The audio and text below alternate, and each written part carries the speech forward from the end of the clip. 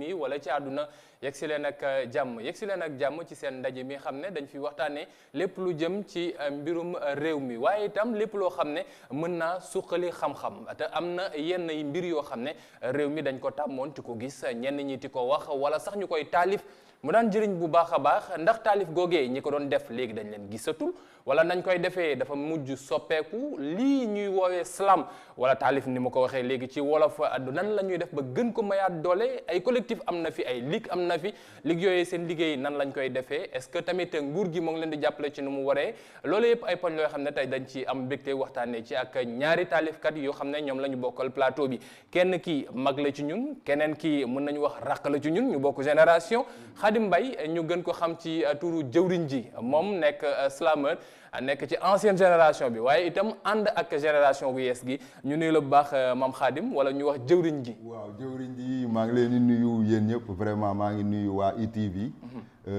fii sama kër la. comme ni ngeen ko waxee rek njaboot gi moo fi nekk.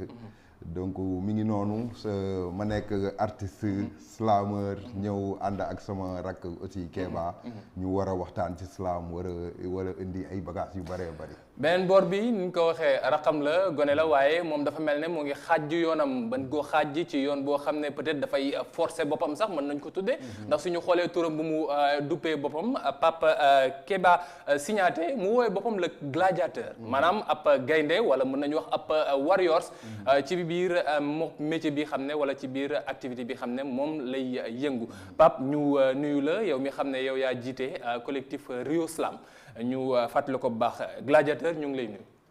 Que l'islam s'enflamme, que l'islam berce nos âmes. asalaamaaleykum jaar nañu leen mbaa jàmm ngi saawanti baawan seen kaw maa ngi lay siyaar yow it yow mi waral invitation bi maa ngi lay siyaar sama xallim laa koy wooyee man vu que ni xallim la ci mbir yi suñu mentor la suñu baron la voilà muy jëwriñ ji voilà nit ku ñàkk ki ñaan en tout cas ak aussi mbokk auditeurs yi aussi ñoo ngi leen di siyaar merci beaucoup. ni mu ko waxee bon nag waxtaan wi teg nañ ko ñaari taalifkat ñaari boroomi kàddu ñoom la ñu dalal ngir waxtaanee li jëm ci slam fii ci biir réew mi Khadim yow mën nañu wax ci pionnier yi nga bokk. ndax ca boori 2003 2004 nga nekk ci mbir mi. ba léegi yaa ngi ci bàyyiwoo delloo ginnaaw. su fekkee yaa ngi xool liiti slam. poésie littéraire wala nu ñu ko mënti woowee. nan nga ko gisee ni muy avancé ci biir réew mi ndax. bokk naa ci ñi jàpp ne mbir mi su fekkoon ne dafa amoon doole ci ay jamono ñu daan ko gënti dégg léegi dafa mel ne daa tàmbalee suux est-ce que constat boobu yow mi xam ne pionnier nga ci moom nga am ba léegi wala jàpp nga ne doole bi gën naa bëri léegi waaw doole bi gën na bëri mën naa ci wax lu bëri ndax aussi sama carrière yi ma def ci slam yëpp maa ngi joué maa ngi def ay prestations partout tamit fépp ci Sénégal mais li may gën a gis ci slam li nga xam ni moom laay gën a dund ci slam jamono ji laa ko gis jamono ji laa ko dund ndax slam bu njëkk ba boo xoolee dafa nekkoon ci benn ruq rek comme ñiy wax vendredi slam di wax carrefour poétique ñaari collectif yooyu mooy collectif yi nga xam ni ñoom ñoo fi nekkoon mais tey yàlla def na slam bi gën na yaatu tey boo xoolee Rio Slam mi ngi fii slam a gën ñi ngi fii muy waa jàmm gën muy waa Thiès slam waa slam de Thiès am na tamit yeneen collectif yu bëree bëri yu fi nekk yoo xamante ni bu fekkee damay lim mën naa juum wala mën naa bañ a tudd kii daal mais tey collectif yi gën na yaatu prestation yi gën na bëri nit ñi gën nañu may nopp bu baax a baax slam aussi tey dugg na ci ay ruq-ruqaan yoo xam ni jamono yee passé daaw fa woon dugg muy tey lu si mel ni lycée yi lu si mel ni université mel ni école yu mag a mag yoo xam ne tey ñi ngi Sénégal seen programme dañ ciy boole slam lépp lu ñuy def dañ ciy boole slam jamono bu njëkk ba loolu amul woon man tey vendredi ba dimanche damay jouer bu njëkk ba da nga doon toog vendredi slam ngay dem jouer ñëw seeti sama gars yi fii ñoom ministre toog waxtaan waaw ma leen di nuyu tamit bu baax a baax ñooñu nga xam ni aussi liggéey nañ lu bëree bëri ci slam xëy na nag slam moo nekk aar boo xam ni maanaam nekkul aar boo xam ni moom mooy daw ñëw si yow mais yow yaay daw jëm si moom slam dafa nekk aar boo xam ni aussi du tout le temps da ngay rester si internet bi wala ci télé bi pour mën ko xaar pour mën ko déglu da ngay jug nga dem fi nga xam ni fa la ndaw ñi di daje fi nga xam ni fa la ndaw ñi di defee seen i atelier nga xool li nga xam ni moom la ñuy def aussi bind bi tamit tout le temps dafay changer. loolu xam naa lu ñuy dugg la. waaw ndax yaa ngi dugg ci aspect technique yi loolu dinañ ci dugg. alors Kéba wala Gladiator. lu jëm ci slam yow ci nouvelle génération bi nga bokk ngeen dem ba am seen collectif bopp mais ay jamono dañ daan dégg ni mu ko waxee ñoom Arif ñu daan dégg ñoom collectif Vendredi Slam doon dégg ñoom Minus di dégg itam ndem si yàlla si Alfarouk andil ñu ay ndam yu bëri ñu koy jaalewaat bu baax waa monde bi yëpp ndax nekkul doomu Sénégal kese mais léegi suñu waxee ne slam néew na doole ndax déggatuñu amatuñu repère par rapport peut-être suñu waxee ne diw suñu déggee turam rek ne ñu kii kat représenté na dara ci slam bi wala diw am na nu mu taxawee ci slam bi yow mii xam ne yaa ngi ci dogaat dugg nan nga koy jàngatee. man ni ma koy jàngatee balaa may door dama naan gàcce ngalaama d'abord ñun nouvelle génération bi ndaxte mën naa ni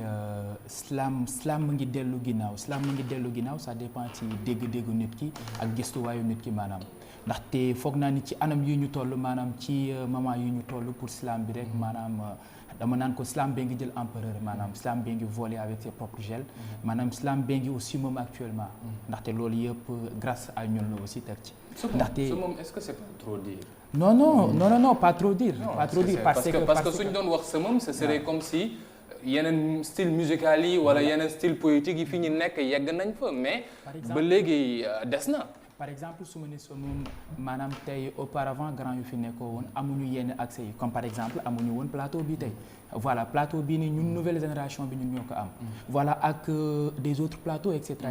ñun am nañ opportunité boo xamante ne ni mën nañ véhiculer suñu art tranquillement n'est-ce pas voilà man boor boobu laa lay waxee et aussi sooy xool aussi ñun jeunesse bi ñun nouvelle génération bi ñun ñooy créer ay collectifs yu bees ay Rio Slam et cetera loolu noonu c'est dans le but d'inviter la jeunesse sénégalais à submerger dans l'optique de promouvoir la poésie d'islam à travers le milieu scolaire dugg ci biir école yi promouvoir ko fa dem ci lycée yi promouvoir ko fa alors kon boog su ma déggee ni islam day gën a jëm kanam moi je me pose la question non. Et quand on dit que y a fracture dafa am benn fracture su ñeneen ñi di wax ne dafa am benn fracture générationnelle ñii ci wooyee seen bopp nouvelle génération bi c'est comme si dafa mel ne da ngeen wax ne ñun dañoo nangu li xam ne moom la ñee doon def mooy ñi fi nekkoon mag ñi est-ce que c'est quelque chose qui est avéré en tant que tel parce que nee nañu léegi yéen dafa mel ne da ngeen bëgg ubbi seen yoonu slam bu bees am ni ngeen koy bindee nu bees wala ni ngeen koy déclamer nu bees. soo ne nangu dama naan du nangu. waaye ndaxte maam daan na ma wax ni nit ku doyloo xelam say njumte mooy ëpp say jubal voilà alors nit ku la jiitu si nit bu lëndëm moom moo lay wax fi ngay toogee voilà alors c'est impossible tey ñu beddi ku ci mel ni jëwrin ji nii c'est impossible ñu beddi ko ci ndaxte ñoom ay mentor lañ fi alors saa yu ñu jaxlee ci ñoom la ñuy ñëwaat mais quand il s'agit nag ci technique d'écriture bi ak ni nga koy waxee ak ni nga koy jëfee loolu ci nit ki la maanaam nit ku nekk ak toucham la maanaam man mi tey le Gladiateur ak ni may déclamer sur scène moom mi jëwrin ak ni muy déclamer sur scène alors pourquoi pas on s'est dit que ni ñun nouvelle génération bi pourquoi pas ñu daal di indi suñu propre tous maanaam suñu propre tous daal di yokk cere doolu li ñuy xam fait est-ce qu'il y a pas patricide jawriñ est-ce qu'il y a pas crime on pourrait parler de patricide su fekkee mën ngeen ma ko baal doom yi ñoo bëgg a jël lii xam ne seen wayjur yi wala seen kilifa yi moom lañ fi nekkoon parce que léegi nag li leen ñëppati wax moo di ne ñoom dañuy way déclamer tuñu waaw xam nga dafa am lu am quoi xam nga slam Sénégal problème bi njëkk a am mooy ñu ràññee xam lan mooy slam ak slam lan moo ko tax a jóg ndax tey boo dee xool slam amul génération slam xale yu ndaw yi dañ koy def ba classe ñoom Kéba yi dañ koy def ba si mag ñi dañ koy def tey boo xoolee mag ñi muy mën naa wax ni paa yi sax tey ñoom am nañ seen i groupe seen i collectif yoo xam ni dañuy bind dañuy pratiquer carrément li nga xam ni moom mooy le slam am na ñoo xam ni aussi dañ koy def te xamuñu ni ñoom li ñuy def slam la parce que tey boo xoolee ñoom ñi si mel ni suñu mag ñi ma del si waat tuuti si ginnaaw rek ñi mel ni ñoom suñu maam Moussa Ka Samba Diarra Mbaye lu yàgg te am solo bindkat yu bëree bëri bëgguma laa dagg xam naa ne fi nga bëgg yegg am na solo lool mais xam naa ne dinañ ci dellu soit ci ñaareelu pàcc bi léegi xam naa dañuy seetaan toute publicité ak waa service régie bi laata ñoo dellu soit ci ñaareelu pàcc seen bloc d'information la total ma fàttali ne tey ñoo ngi am mbégte dalal ci plateau bi ñaari taalifkat Khadim Mbaye jëwriñ ji ak itam kiti Pape Kéba Signaté le Gladiateur ñoom ñaar nekk ay slameur ñu war a waxtaanee lu jëm ci problème mu langue bi waaye itam promotion promotion lii ti style littéraire bile xam ne am na ay avantages waaye itam am na ay mbir yu bëri yoo xam ne war na ko mën a jëriñ Sénégal mbokk yi léegi-léegi tuuti publicité laata ñu egg si ci xibaaru marax yi delluwaat ci kanam incha allah.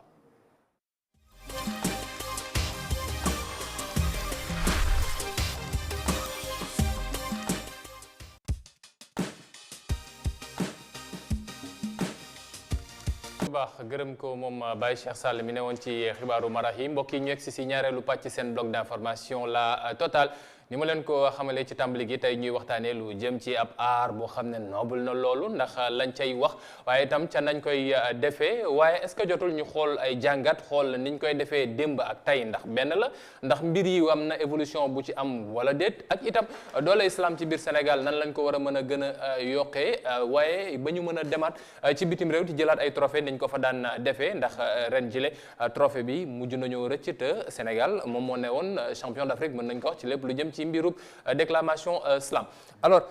Khadim suñu tàmbaliwaatee waxtaan wi sànq maa ngi la ko doon wax ne la mbirum patricide ndax amu ci ndax yaa ngi koy junj sànq suñ ko tàmbalee ca ñoom sëñ Moussa Ka taalifkat yu mag yooyee xam ne ci diine gi bind nañ ci lu bëri ak itam nga wàcc ñëw ci ñi xam ne peut-être mën nañ leen wax ay ñoom Njaga Mbay loo xam ne daawoon nañ ko bindee nga wàcc ba yegsi ci ñoom Minus ak yéen ak Alfarux mi fi nekkoon ay jamono ngeen jóge foofu ñëw ba génération bile bindin bi am na ay coppiteef yu ci am waaye njàng mi est-ce que war na am ay coppiteef waaw xam nga islam dafa doon loo xam ni maanaam kenn du ko jàngal doomu aadama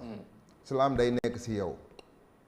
dafa nekk aar boo xamante ni si doomu aadama bi lay nekk maanaam mën nañ la wan ay yoon nag mën nañ la wan ni nga xamante ni maanaam noonu moom mooy yoon yi nga xam ni ay yoon la yoo xam ni boo ko toppee pour nga islam dina gën a yomb mais islam luy nekk si nit la des fois da ngay gis doomu aadama boo xam ni dara dina nekk si yow nga dem ba faatu te doo xam ni lii nekkoon na ci yow wala nit ñi boo faatoo la ñuy doog a suivre xam ni waaw lii nekkoon na ci yow wala nga gis nit mu dem ba nekk mag ba am yenn âge yi di soog a découvrir mbóot bi nga xamante ni moom moo nekkoon ci moom donc salaam loolu def ci bokk comme fi ma kiyee woon sànq muy ñi si mel ni ñoom Moussa Ka ñoom Samba Diarra Mbaye ñooñu ñëpp nga xam ne am na seen sax sët yoo xam ne tey ñi ngi ci islam bi dañu def lu baree bari ci Sénégal am jàngale bu baree bari boo xam ni dañ ko fi bàyyi woon boo xam ne tey mi ngi naax saay ñun ci biir islam bi ñun loolu yëpp dañuy fexe di ko génnee loolu yëpp dañuy fexe di ko indi donc li ñu xam ne moom moo ñu mën a dimbali rek mooy xale yi nga xamante ni wala ñi nga xam ne toujours ñoom ñoo ñëw ci islam bi ñu xam ni base islam lii la islam nii nga koy defee islam nii nga koy tegee ba nga xamante ni maanaam yoon boobu duñ ko wàcc mais continuité la ñu nag li ñu defoon yoon bi gisoo leen ne wàcc am na ci ndax la chose que ñëpp remarqué nañ ko maintenant islam dafa mel ne dafa dañ ko mujj nëqal mu nekk ci biir poésie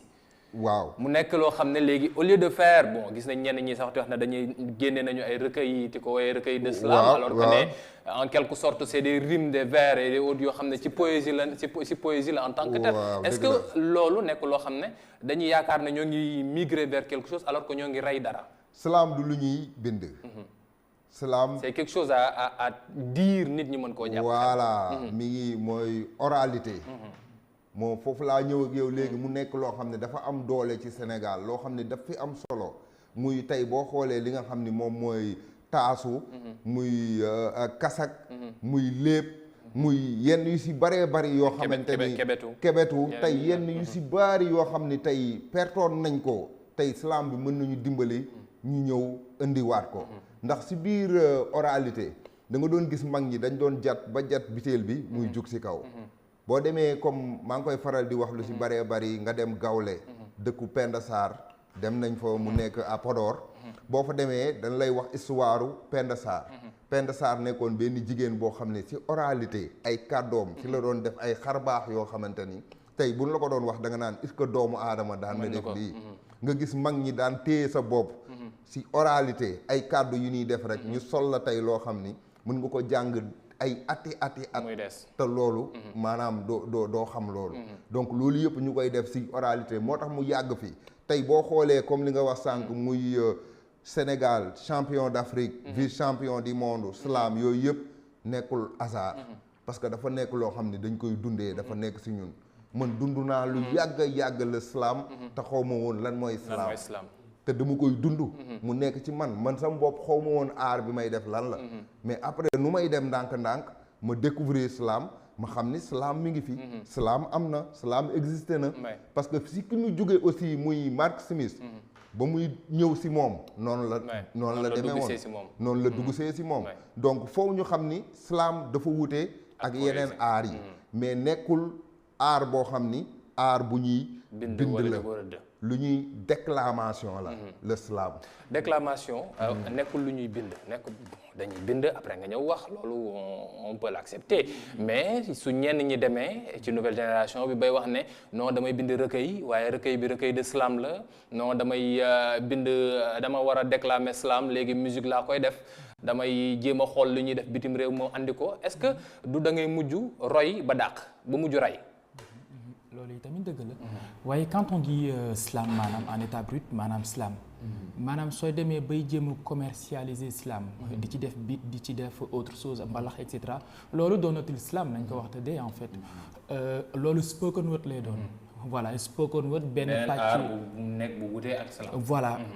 loolu spoken word lay doon mais quand il s'agit de slam en tant que tel slam amul but amul instrument slam dañ koy demee noonu comme ni nga ko waxee en fait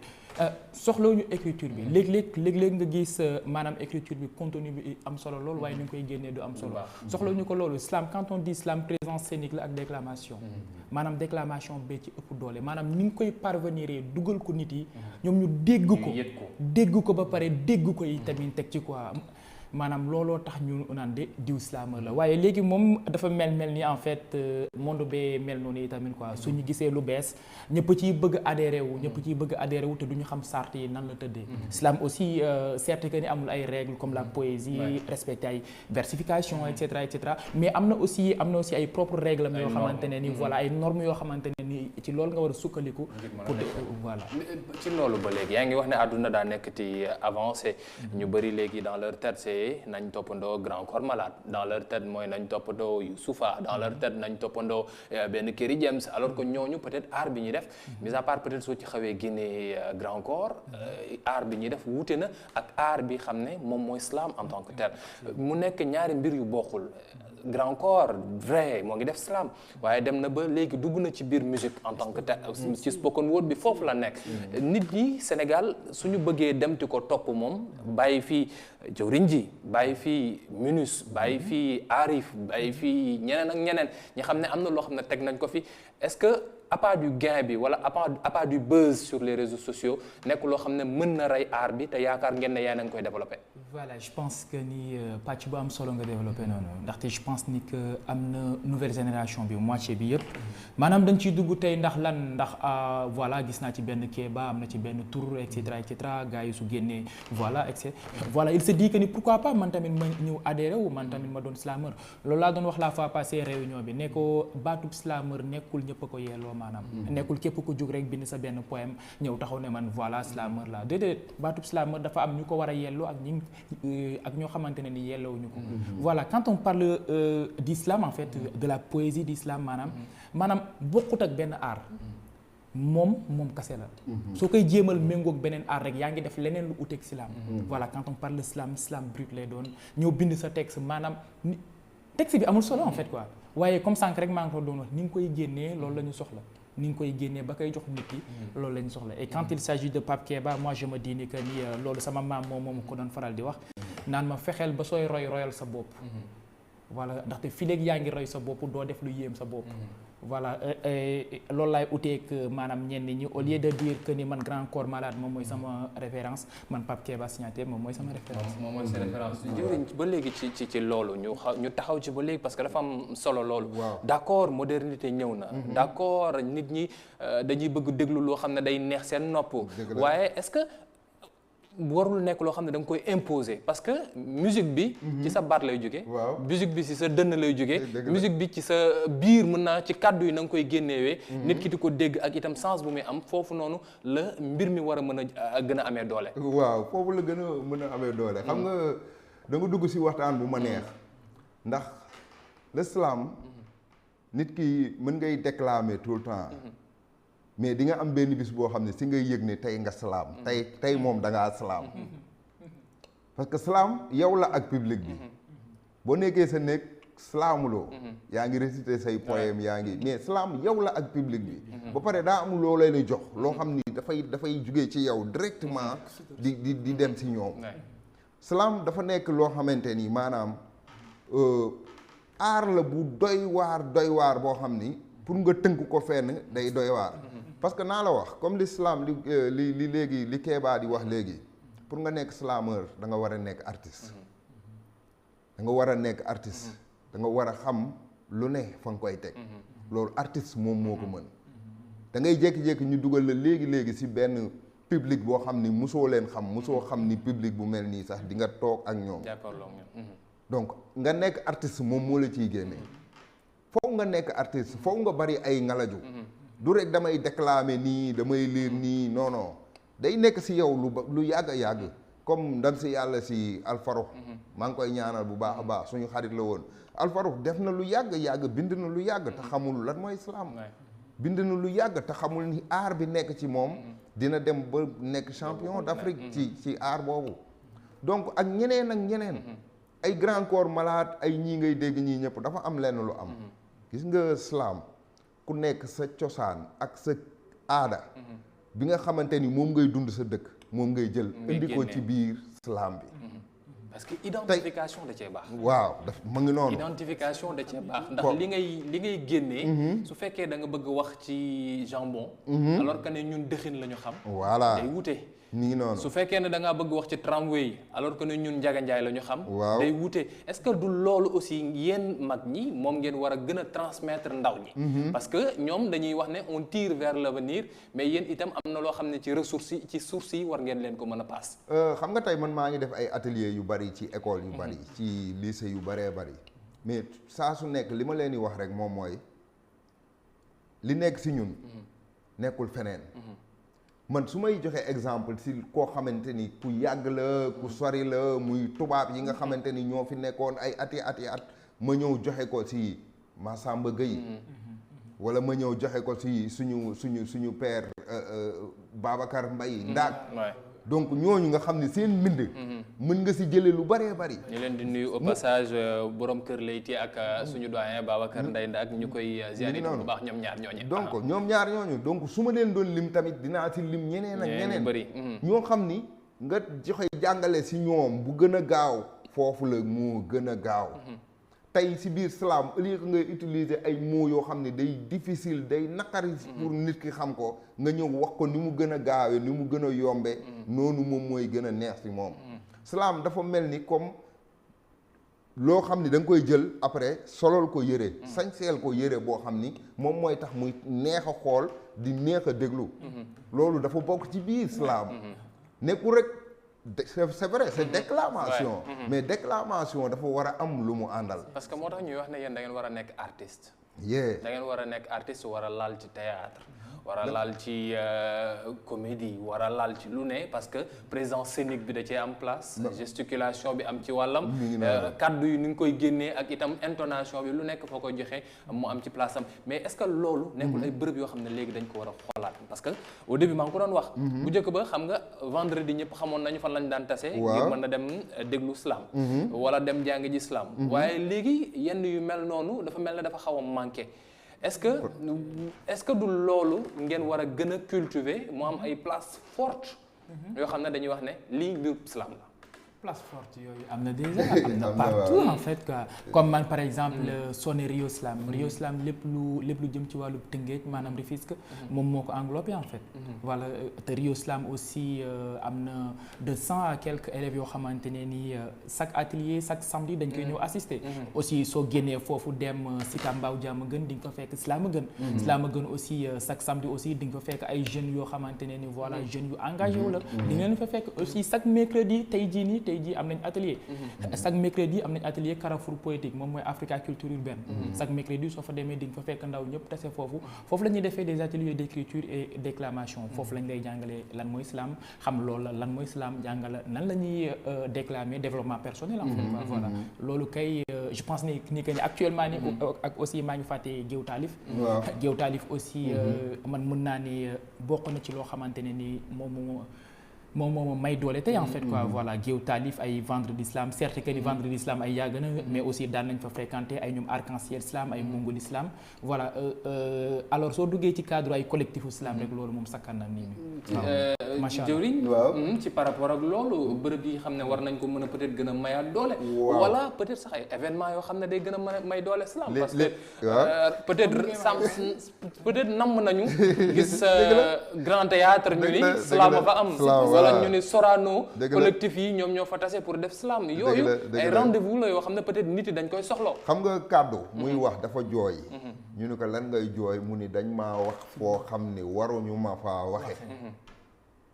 nopp di jooy ñu ni ko looy jooy mu ni dañ maa déy si nopp càmmoñ bi te nopp ndajoor bi mooy dégg yaa ngi dégg bu baax may waxe nii l'islam ñun bañ koy commencé ñun suñu début dafa metti woon kenn xamul woon slam ñu ngi doon daje Pikine agriculture urbaine di def ay slam dañ leen doon marginaliser voilà à la limite parce que dañ doon wax ne ñii sont à côté xamuñu woon ñun lan la ñuy def quoi aussi tamit nga xool ni tey télé yi tey la gën a bari émission yi yii yëpp nii tey la gën a bari ñun jamono yooyu loolu amul woon xëy na tuuti rek sama xarit journaliste yi waa télé yi ñoom ñëpp samay gaayan lañ mais ñoom ñoo war di déplacé wu di dem fi nga xam ni moom la slameur yi di daje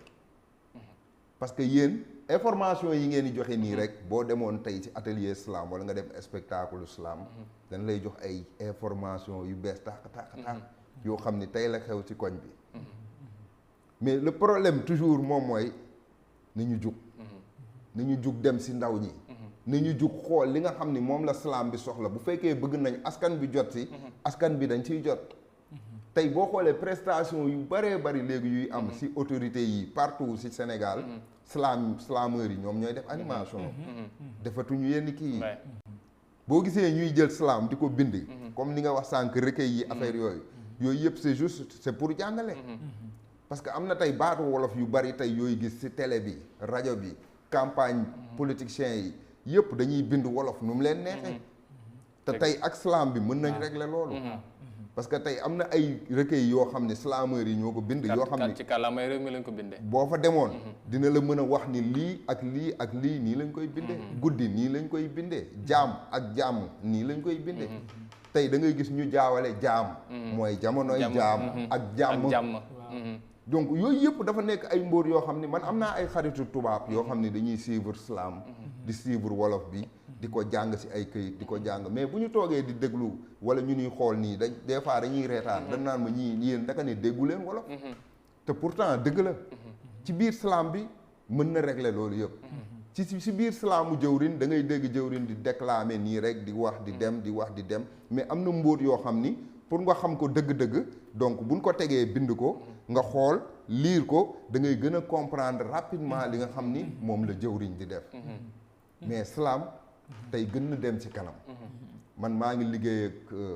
mooy ARCOS mooy association artistes comédiens yi donc chaque lundi man ak ñoom ñooy yendu journée bi yëpp di liggéey te loolu c'est depuis des années mais loolu am na ay at yoo xam ni aw ma ko woon mais maa ngi koy am instant bii bërki démb man ak ñoom ñoo dundandoo ak Kéba ñoo dundandoo journée mondiale de la poésie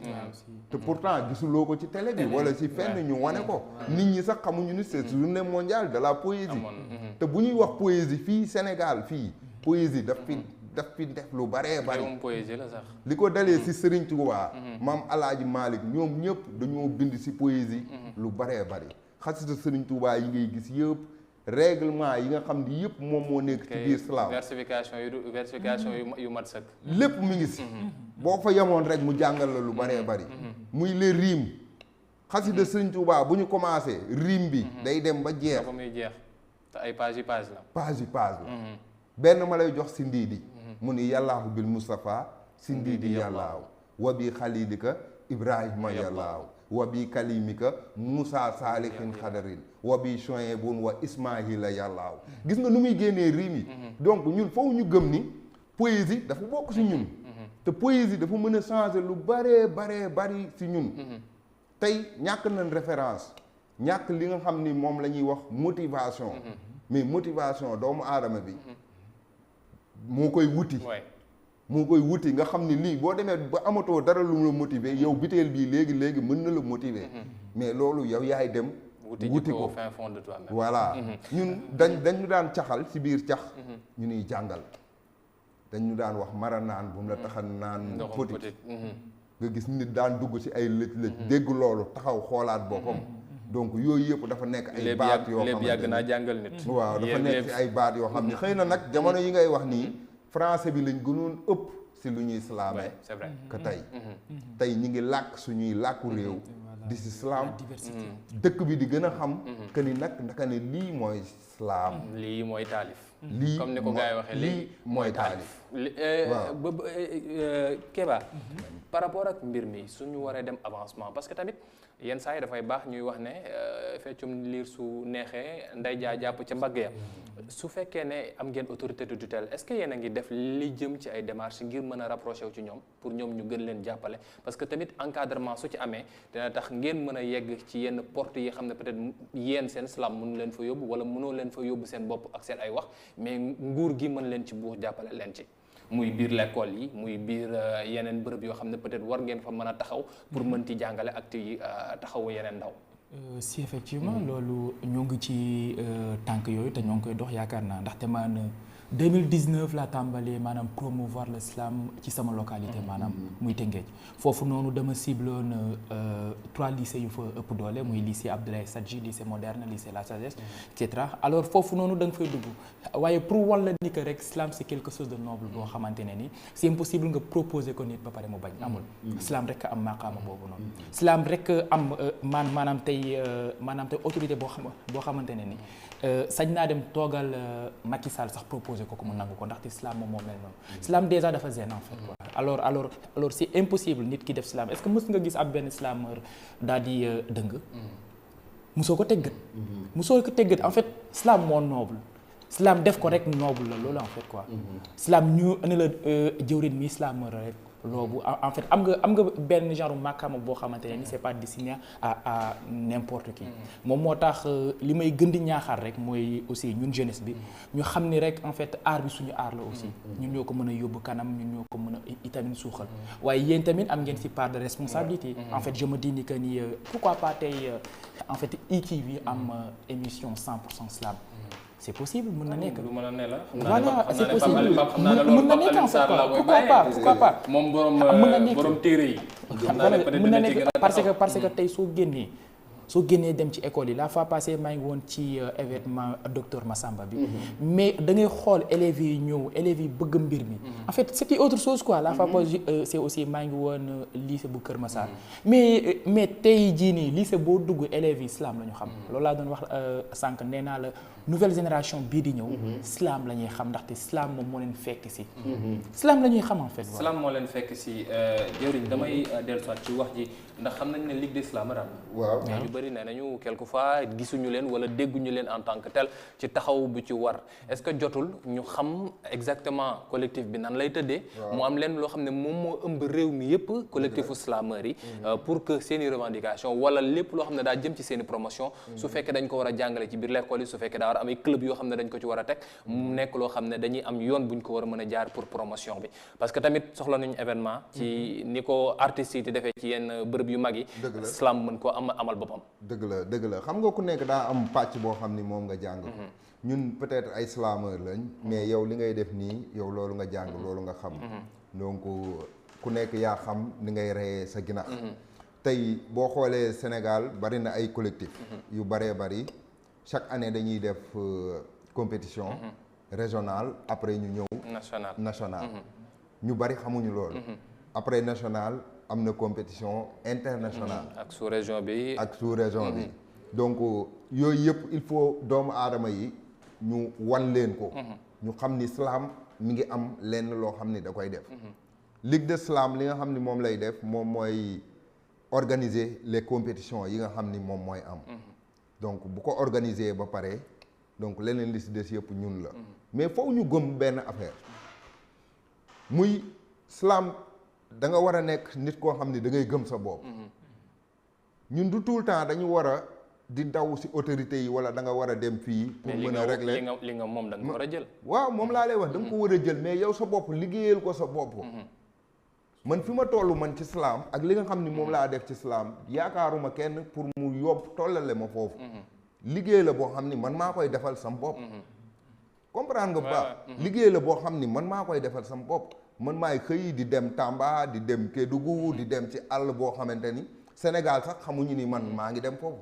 mais li may liggéey foofu après man lay jariñ li nga xam ni islam moom mu fu ñu islam war a yóbbu ñun ëllëg ñun ñoo ko war a liggéey ki nga xam ni moom moo ñuy toog di ñu woo wala di ñu soxla ci islam ñun ñoo war a liggéey lu tax mu woon la comprendre y a problème yu bëree bëri yu am Sénégal yoo xam ni buñ déglu woon slameur yi duñ fa yegg problème yu bëree bëri nag laa la wax te et puis si biir islam bi da ngay gis ay professeur ay juriste ay journaliste lépp mu ngi suñu biir mais bu ñu nekkee si benn jotaay mënatoo xàmmee ñooñu dañ naan slameur rek slameur te pourtant am na ñenn ñoo xam ne ñu ngi dund ak ñun dund boo xam ni médiatiser wuñ ko wala génne wuñ ko foo xam ni mooy loolu comme ko si mel ni Baaba Maal ba koy nuyu di ko gërëm invité nañu Podor ak groupe tout collectif slam yi ñun ñu ci bari ñu dem vraiment këram def ak ñun lu nice waxtaan ak ñun wax ñu li mu gis ci slam ñu si mel ni ay politiciens ñu si mel ni Moustapha Guirassy yóbbu ñu Kédougou dugal ñu si yoo xam ni vraiment loolu da ngay xam ni kii lii mu lay dund ak yow nii dafa doon loo xam ni yow yaa ko def si moom te moom daf ko soxla yow nga soxla ko donc mi ngi noonu daal xam naa ne bon bés dinañ ko am peut-être espérons